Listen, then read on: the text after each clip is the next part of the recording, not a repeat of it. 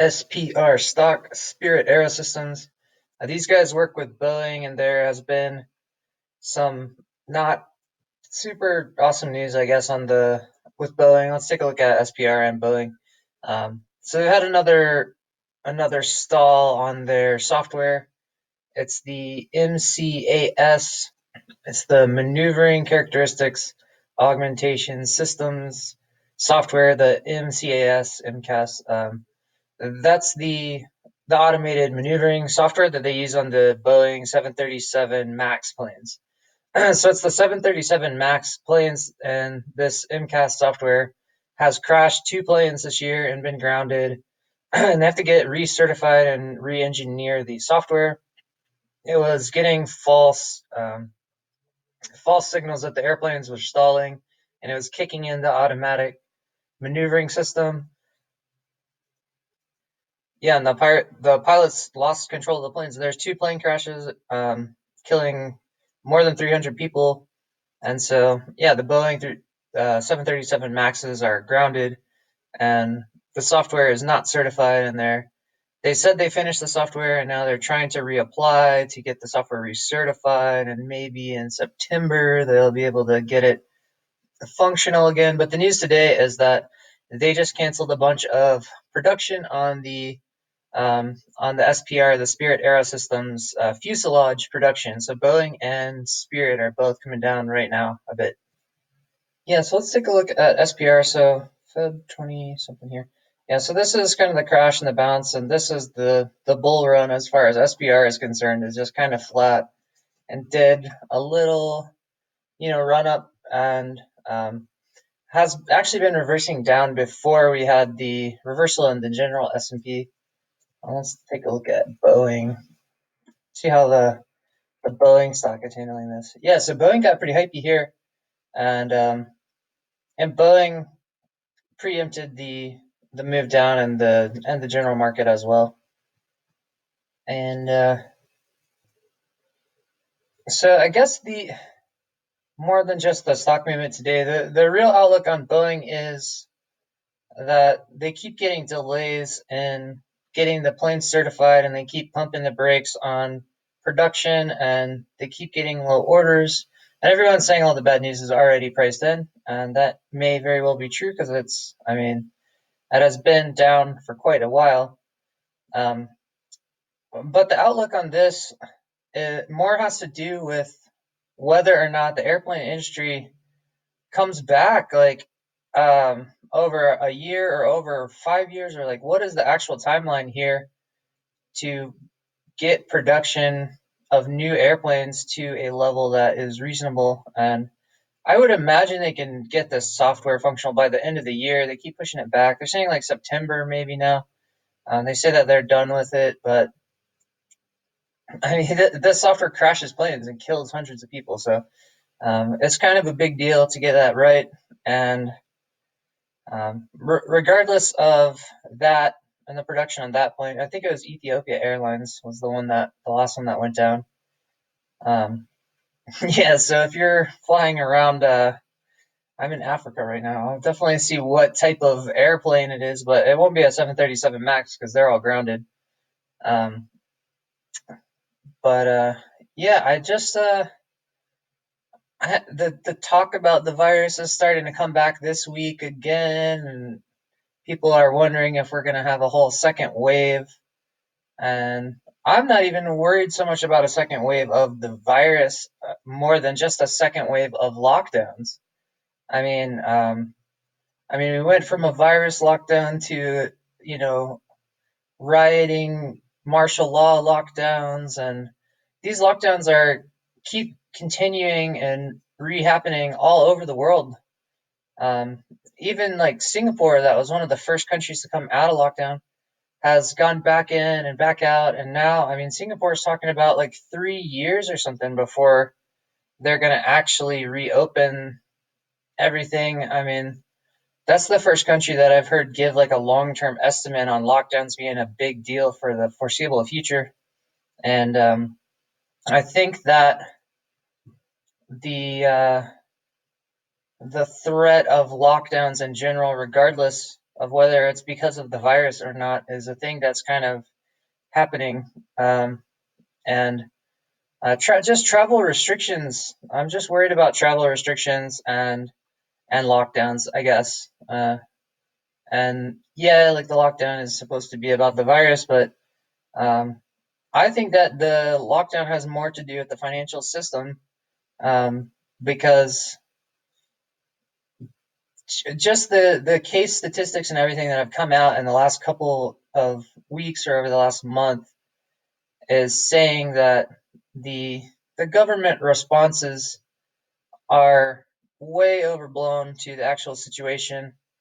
Um, and they're just continuing and continuing, even though the data keeps showing that it's completely unnecessary, basically, at this point, and that it's not working. Um, yeah, so I'm really skeptical about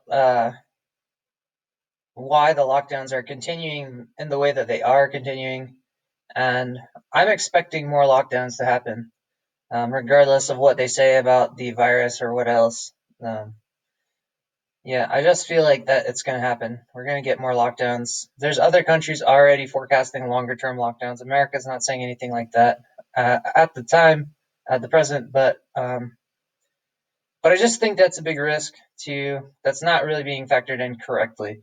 Like, I think all the production stuff is factored in, and the software stuff now is factored in. Um, but the threat of lockdowns over the next couple of years and travel restrictions and things like that could be coming up now with the international tensions and all this financial system stuff that's going on.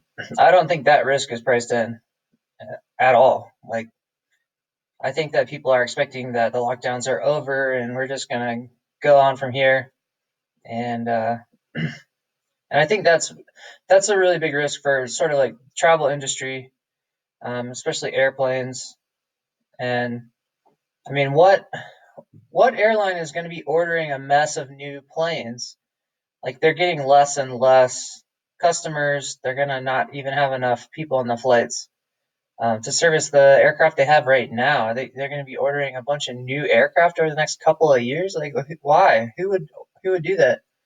Um, like, they're gonna be struggling over the next few years, the airlines, just to get people on a limited number of the planes that they have now. I mean, yeah, I don't see Boeing being a very good business model over the next few years, and I really don't think that more lockdowns are being priced in. I think there's a big risk of that. That's just kind of the fundamental outlook on Boeing.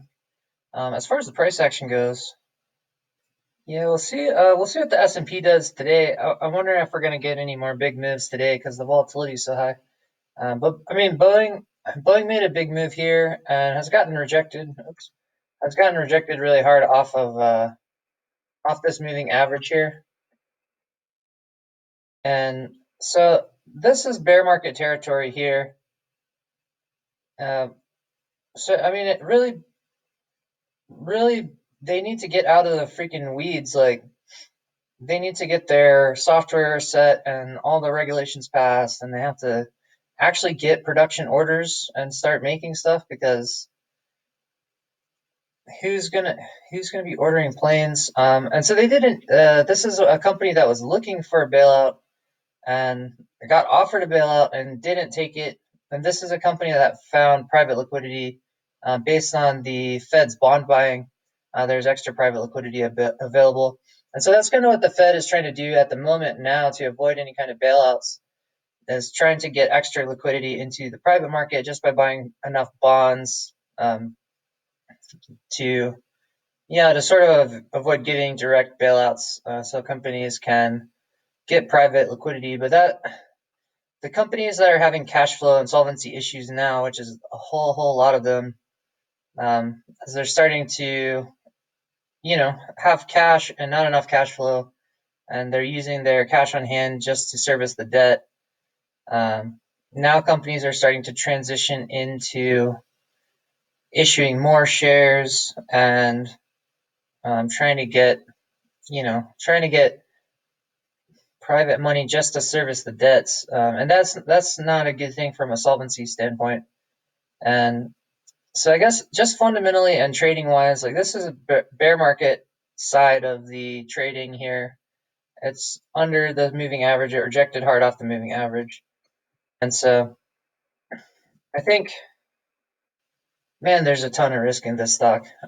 This thing trading wise needs to get out here onto the bull side of this moving average, which could happen at a pretty good price. I mean, it could happen at a low price down here as this moving average swings down or something like that.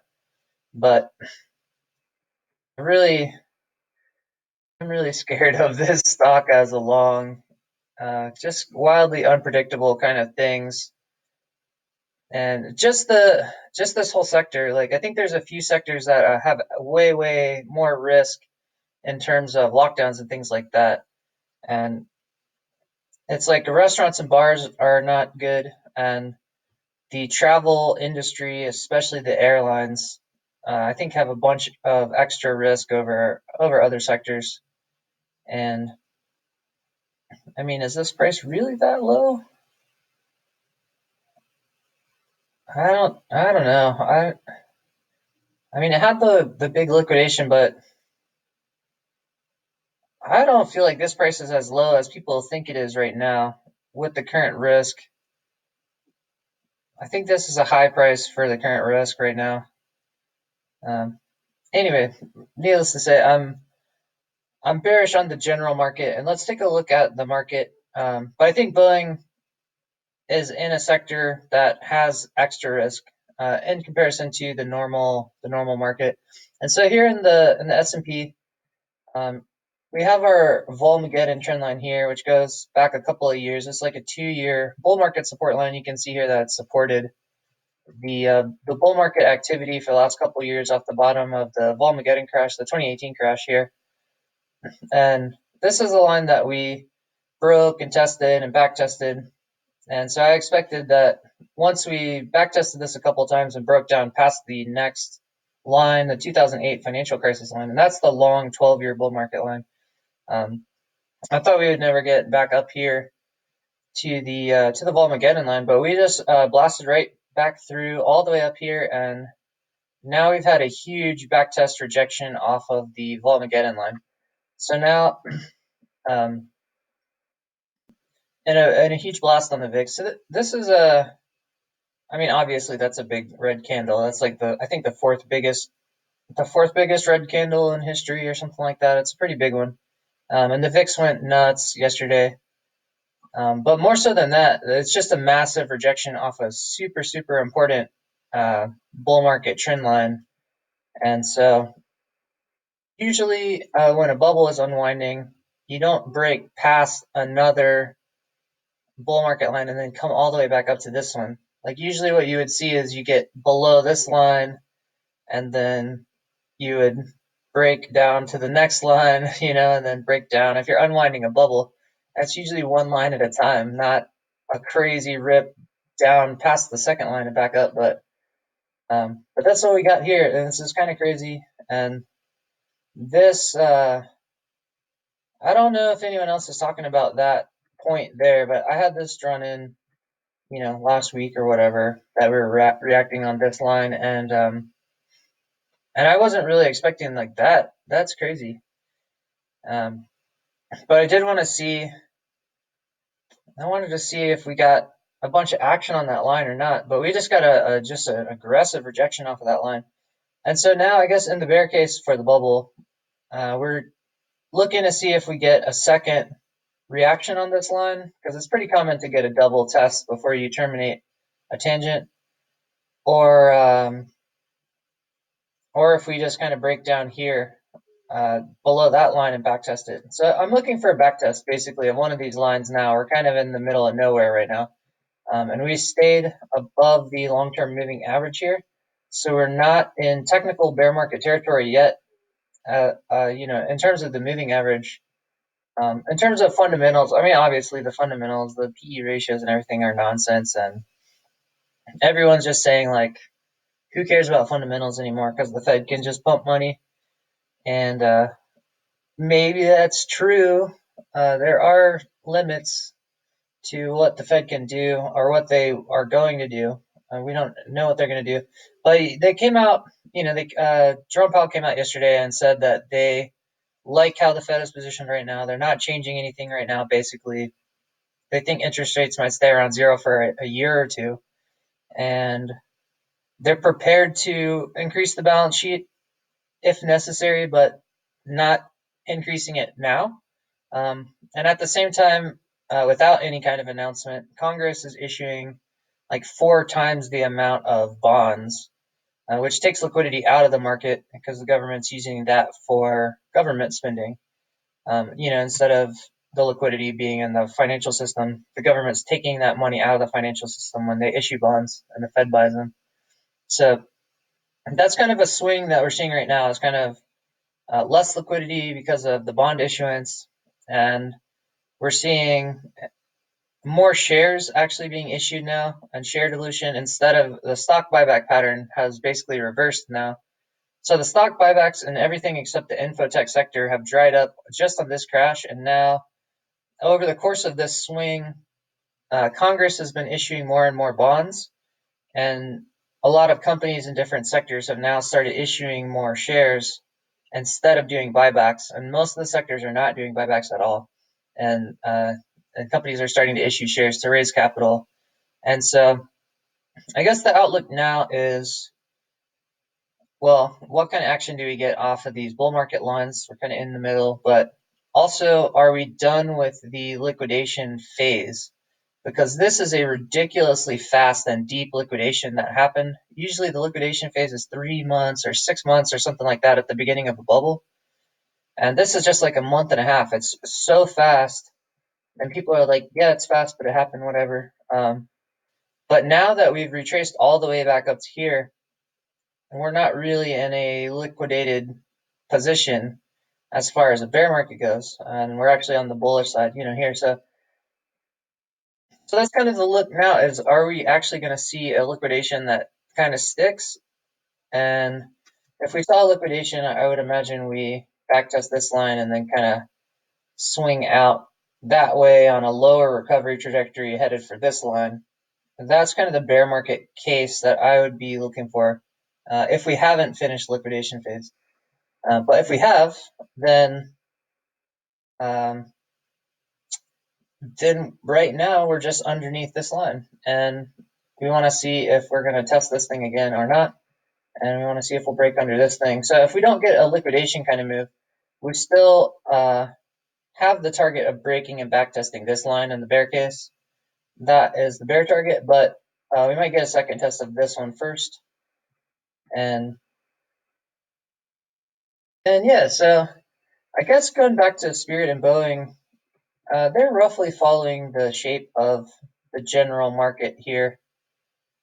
And man, I just do not like this sector at all. I just don't like it.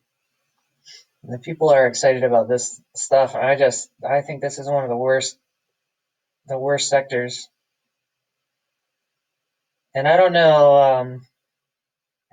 I mean, as far as shorting some things like this, it's a really complicated kind of short scenario because the risks are random kind of things that could hit anytime over the next like 3 years, and the solvency kind of builds and builds and builds, and it's not like you could see a point on the trading chart where you're like, oh, okay, like this is where I would want to short it or something like that.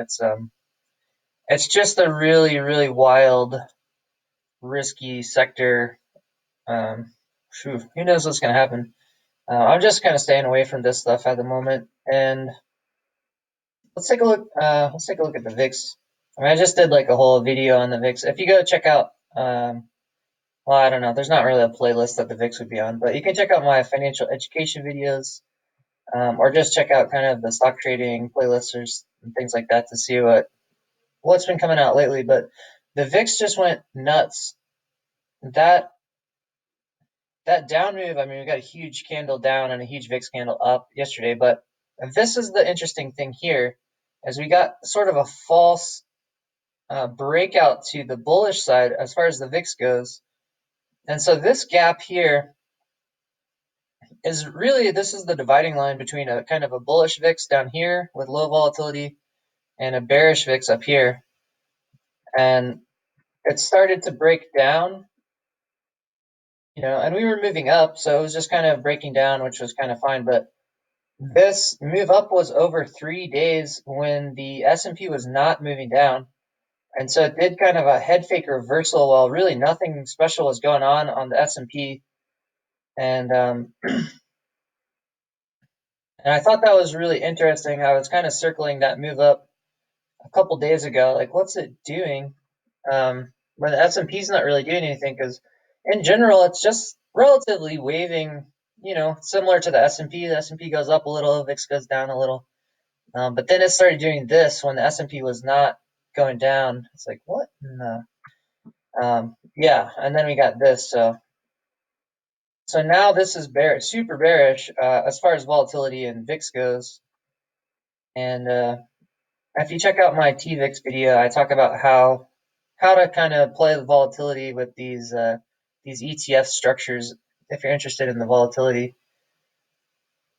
But yeah, just I mean, it's definitely not a stretch to say that the fundamentals are bearish. But when you start talking about like the XLF and the VIX and things like that, that's kind of a gray area in between the technicals and the fundamentals. And so we've got really low interest rates forecasted long term, so that's really bad for the financials. And as far as like the small caps go, like they're not doing buybacks and they have big solvency risk. And so the small caps and the XLFs have a lot of risk, and they have rejected real hard out of here back to the bear side of the moving averages. And the VIX just blew up. So this is a bunch of bearish indicators. And I mean, obviously got a big candle down on the S&P, but yeah, what's the DXY doing here right now? Okay, so the DXY is coming up while the S&P is going down, and it looks like it's making a move up in general. So I would expect, like, since basically this point here, the DXY has been waving opposite to the S&P roughly, and that's continuing to happen here. We have a DXY pushing up while the S&P pushes down. And so as far as currency trades go, I I still think that the international dollar short squeeze is on, and I think that the dollar is going to push up relative to other currencies. Um, you can check out my currency videos on that. I mean, I was taking a look at some different currencies like Brazil and Canada and South Africa, Australia. There's some commodity currencies that are having some interesting movement against the dollar right now. And then, countries like India and Turkey and stuff that have just extra high dollar debt, that not necessarily like commodity, but those are kind of the two cases to look at in the shorter term as far as the currency pairs goes, is the super high debt countries or the commodity currencies. And you can kind of get an outlook on inflation by looking at those pairs. And then obviously, like, farther out, if like the EU or Japan gets in trouble or something like that, that could be a really big trade, like the dollar against the EU or something, if the EU gets in trouble. But that's kind of the stuff I'm looking at now, is those pairs and the bond trading and the interest rates. And so all of it is bearish right now. But it's not the depression scenario right now. If you go back and look at my video on the yield curve that I did a few days ago, the yield curve steepened, but it never went negative, and so it's steepening a little bit, just slightly in positive territory. It was from near zero to like 1.7 ish range, and it's coming down and flattening out already again now. And so I guess that's a big outlook. Is it going to flatten and lower now over the next couple of months, and then steepen again in negative territory? Because that would be a different scenario than where it is now. Or does it stay steep now and we just kind of push out on a low trajectory kind of recovery right from here? Which is what is projected right now based on the yield curve and the interest rates now. It looks like a slow recovery shaped yield curve at the moment. and the stock market is trading way higher than that would indicate at the moment. So yeah, so I just really want to see what kind of action we get off of these bull market lines. And I think it's probably going to be 2 more weeks probably before there's a clear picture of all of the things lining up to where there's trades that actually make sense. Because right now it's just nutty, high volatility stuff, and the things aren't really lining up. I mean, you look at like gold and silver, they're just kind of flat. Um, so we're not getting high inflation indicators. We got a low yield curve. We got gold and silver just kind of chilling here.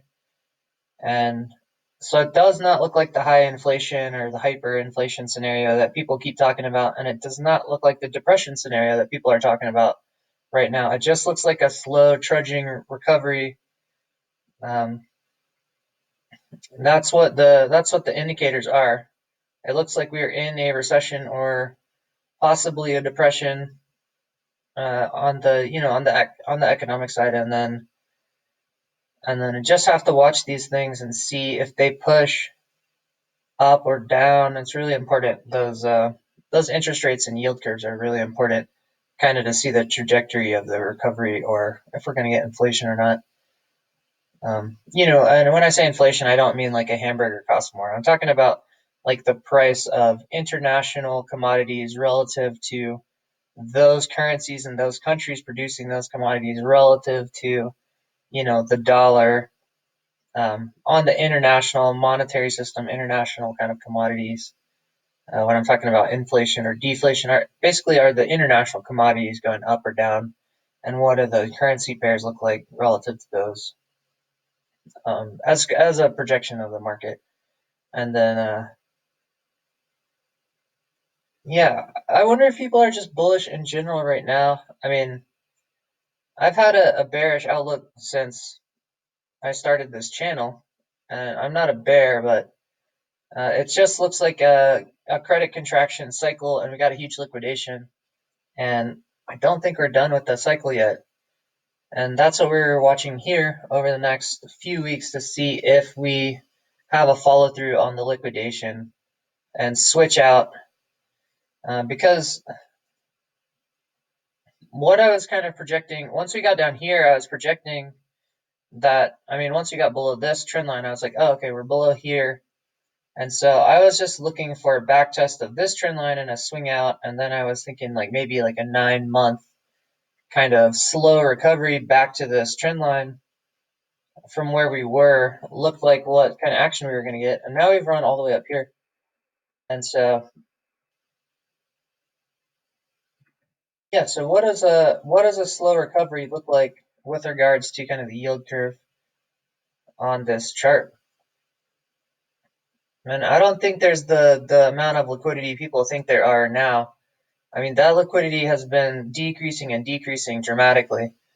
Like the Fed has decreased their stuff by not by half, but they've decreased their, I mean, since this liquidation here, they have decreased it dramatically. And the bond issuance has gone up like 4x, and they're planning more stuff. They're planning helicopter money. They're planning like infrastructure stuff now that they're going to be issuing a ton of bonds if they do those. And that's all sucking liquidity out of this market here.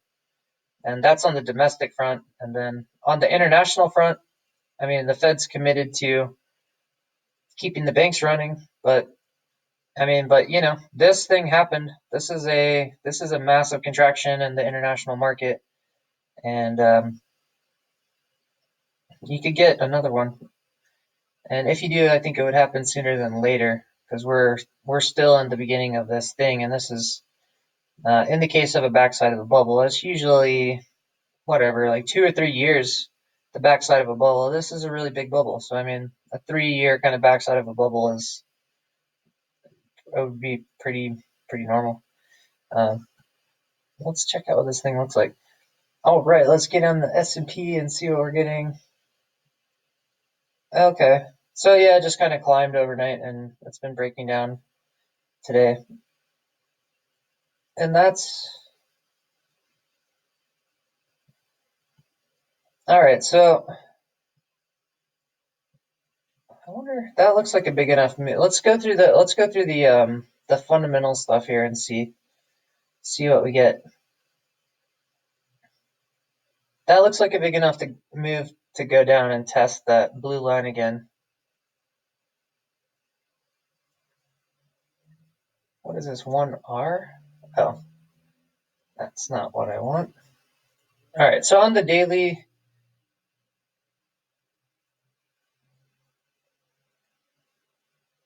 no, there we go. The MACD is showing me some weird stuff. But yeah, so I mean, just in 2 days here, we went from overbought on the RSI down into the middle of the range again. So basically now we're at the point where whatever, you could go either way. This is not really helpful probably for the next week or two, the RSI. But that move down now has flipped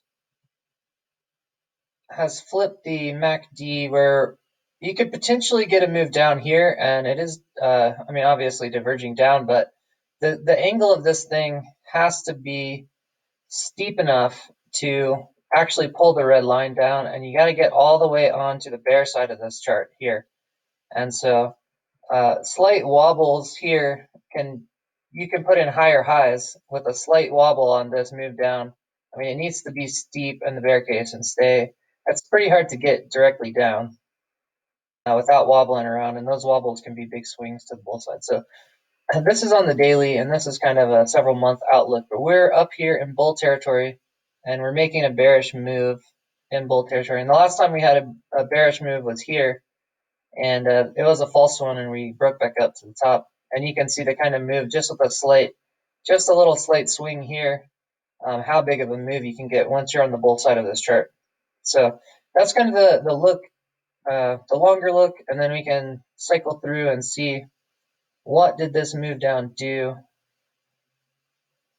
Yeah, it ripped it all the way down to the bear side, just that move there.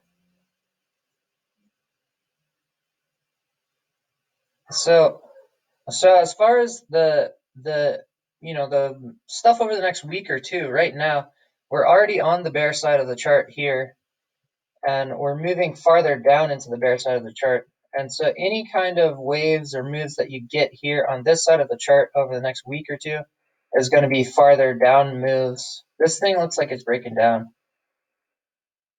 And for the bulls, you need to swing all the way back up here to this side of the chart to neutralize the down movements. And right now, the immediate action is just kind of chilling out on the bear side. And so if you get a bearish move on the bear side of the chart, that could put in another pretty big candle to the downside. And it looks like it's aiming to do that right now, actually. Okay. So as we get into like today's action, it's kind of neutral, bullish, bearish, and it's trying to make a bear move right now. And you can see the candles kind of coming down. So this all the way out to 2 weeks from now, right now, is trying to actually make a bear move to the bear side of all of these charts from 4 hour all the way down to the trading right now. And once these make it to the bear side of the chart, any kind of wavy activity and the momentum is all going to be sell off, bear side action. And so this looks like a legit bearish setup where it's actually moving in the bearish direction for the next week or so, unless it does a U-turn bounce off of this line here. It looks like it's trying to do bearish stuff right now, and so that's the line to watch. If we can break that moving average and get down, and then obviously the next line to look at is the 12-year financial crisis bull market line that supported the whole 12-year bull run, which we are above right now. And so those are the bear targets. And yeah, for the bulls right now, just normal stuff is not looking bullish. Like the bulls are going to need to get a rejection, like a U-turn rejection in this area right here, probably today, to get back to the bullish side where you can get another big run in the immediate term. Otherwise, if you don't get a big bullish rejection, like if it starts flagging out kind of sideways or something here, then that's going to be pretty bearish.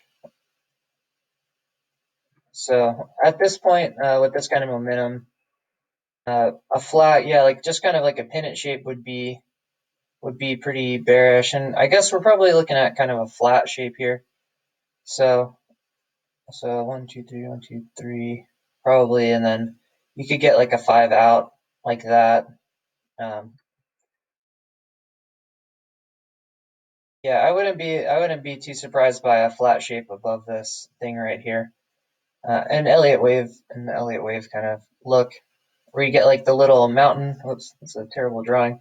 You get like the little mountain here, and then you get like a 5 wave kind of that way, just as a generic flat before a continuation. That would be a pretty normal kind of thing to look for here. And so yeah, we'll see what kind of action that we get.